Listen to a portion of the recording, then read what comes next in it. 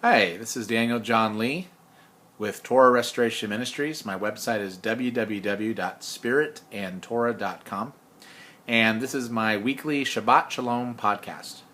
Welcome. Well, we are now beginning a long holiday weekend for most Americans as we're celebrating the 4th of July. Today, actually, is not only the weekly Sabbath day, the Shabbat Shalom, but it's also the new moon. It's the beginning of the 4th month. But because the 4th of July holiday is just around the corner, happening in just a couple of days, I wanted to talk about the history of the United States and how it relates to the Torah. Did you know that when the United States was first formed, this was one of the few countries where the Jews felt like that they could emigrate to and feel safe? They actually could feel like they could escape from persecution that they were having to deal with throughout the rest of the world. Did you also know that when the early Pilgrims and Puritans settled here in the 1600s, that the holiday of Christmas was outlawed? It was illegal. And this is because the early Puritans and Pilgrims understood that Christmas was a pagan holiday. Indeed, Christmas, with all of its trappings of the Christmas tree, happening on December the 25th, which happens to be the birthday of many pagan gods, including the sun god, and was in fact once the Feast of Saturnalia, which was a giant orgy pagan feast that the Romans would celebrate. That this is what eventually was adopted by the Roman Catholic Church and became Christmas. So if you look at Christmas, it's actually a very pagan holiday.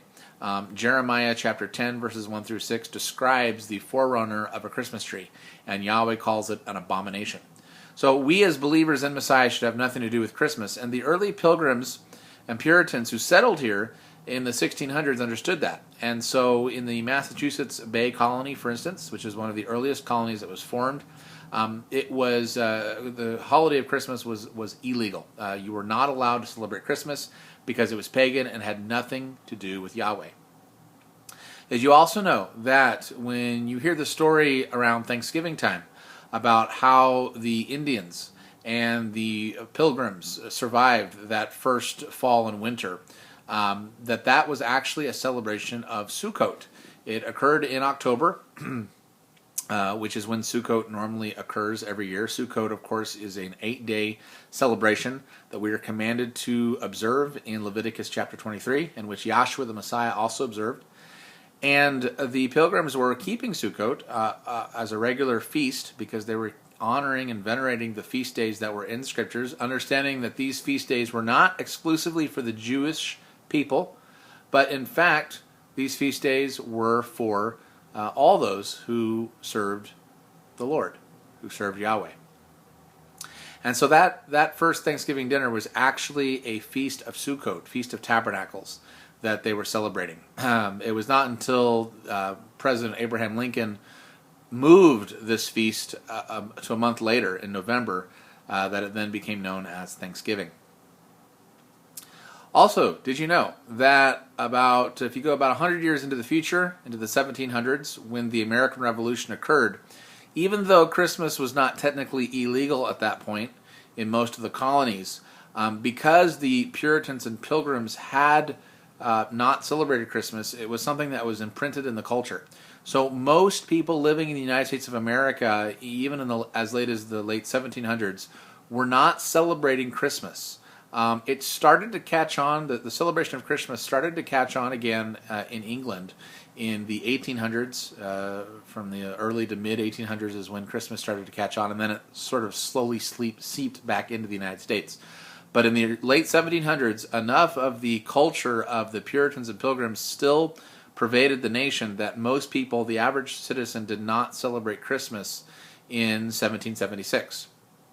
Well, this would prove to be a very dramatic, helpful thing for the American revolutionaries. Because if you study history, you will find out that General George Washington, who had essentially been living off of one defeat after another, he was hemmed in by the British. The British looked like they were going to win the war. They had the upper hand. And what happened is on Christmas Eve, the British, who were celebrating Christmas, they were having sort of a drunken orgy feast Christmas Eve. General George Washington and his soldiers, they did not celebrate Christmas. So because of this, they decided to launch an ambush on the British soldiers. And when they did this, they totally slaughtered the British Army because they were completely unprepared, being drunk and in the middle of their Christmas festivities. Because General George Washington and his soldiers did not celebrate Christmas, understanding the pagan underpinnings of such a celebration, they slaughtered the British, and it was such a key and decisive victory that it wound up turning the tide of war. And of course, eventually, America won the war, and General George Washington became the first president. So as you can see, this nation has a history of venerating the Torah. When you went to your public school or whatnot growing up, you may not have been taught who the Puritans really were. We are often taught that the Puritans dressed in these gray clothes and they were very stern and grim and they never had any fun. But this, in fact, is not exactly true. People tend to try to revise history and spin history to push an agenda. But if you truly study who the Puritans actually were, you will find that many of the Puritans would dress in bright colors. They were very joyful people. They were fleeing the Church of England because the Church of England had become aligned with the church in Rome, and they felt like they did not have freedom of religion. And so they fled the Church of England to have freedom to their religion, to worship Yahweh in spirit and in truth. And so when they first came to America, they saw America as a Zion, as a sort of a new Israel, an Israel reborn, a city on the hill. And these early Puritans, many of them kept the Sabbath day, the seventh-day Shabbat, from Friday evening to Saturday evening. Many of them, as we can see through the story of Thanksgiving, kept the Hebrew festivals, such as Sukkot. And many of them understood the paganism of the celebrations that modern Christians celebrate today, such as Christmas, which is why Christmas was illegal back in the 1600s and continued to be something that was not even celebrated as late as the 1700s. So as we can see, our nation has a heritage and a history of keeping the Torah, of obeying the commandments, of not participating in these pagan festivals. I think it's this heritage that is what caused Yahweh to bless this nation so much.